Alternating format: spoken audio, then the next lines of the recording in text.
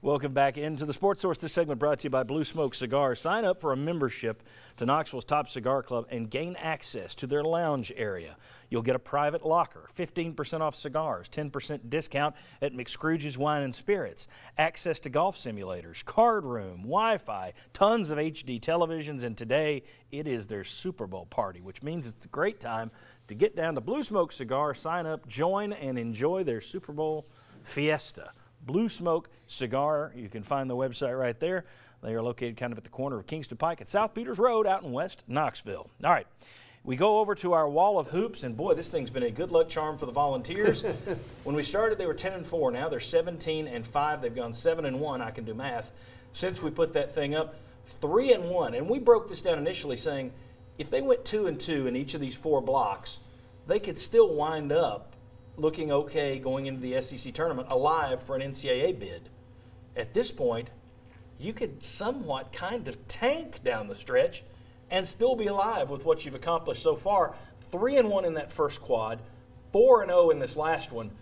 I think this one, though, this one coming up, very tough. 3 out of 4 on the road. Kentucky, Alabama, then you got South Carolina here, and then on the road at Georgia, a team that's given Rick Barnes trouble, as Mark pointed out a few weeks ago.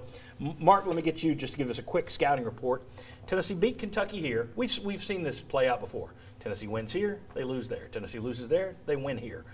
Tennessee, Kentucky at Rupp Arena, scouting report.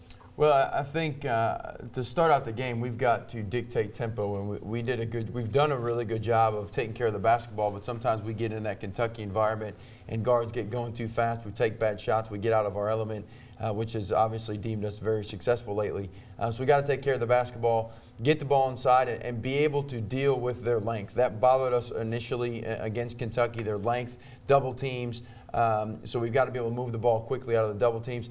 And then we've got to pick up tempo from the standpoint of continuing to get out in the half court and really bother their length. They don't have the prototypical Kentucky guy that can drive by you.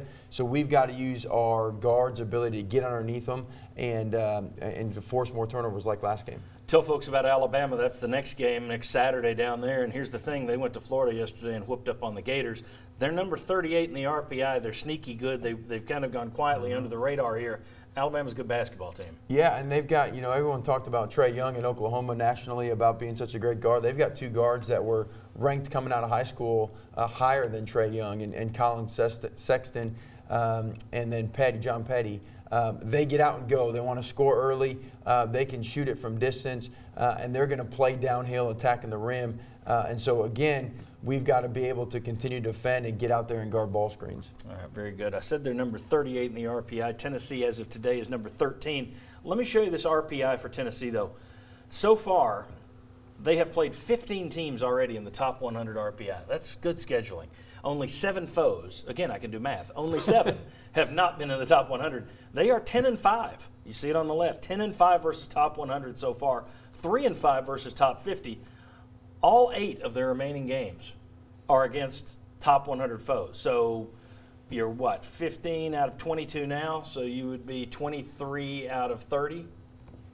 Would be, if it holds. Yes. That's tremendous scheduling, but it also shows when your last 8 games are against top 100 teams, you could lose a lot of those games. So it's no time to be taking the foot off the accelerator. It also is a tip of the cap to the SEC as a conference. I mean, we've finally gotten to that place where the conference has much more respect, and as a whole, you're not going and playing some of these teams that are 150, 200 ball clubs. Yeah, I mean, Tennessee has left, if we go back to the YP board, if we can do this, you see Kentucky, Alabama, South Carolina.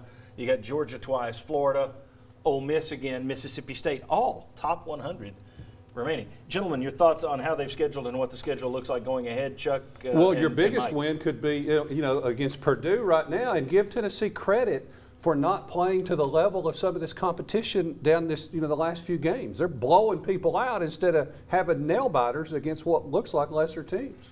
Your 8 games left, 5 are on the road. That's tough. But this team has shown that it's a pretty good road team. Yeah, they don't cow. Even when they've lost on the road, they've been in the games on the road, like the Arkansas loss where you take it into overtime with 4 guys fouling out. You're still in the mix there. Iowa State, by the way, had a big win earlier this week after Tennessee routed them, and everyone thought, that's not going to do anything against West Virginia. Yeah, they're top 100 in the RPI.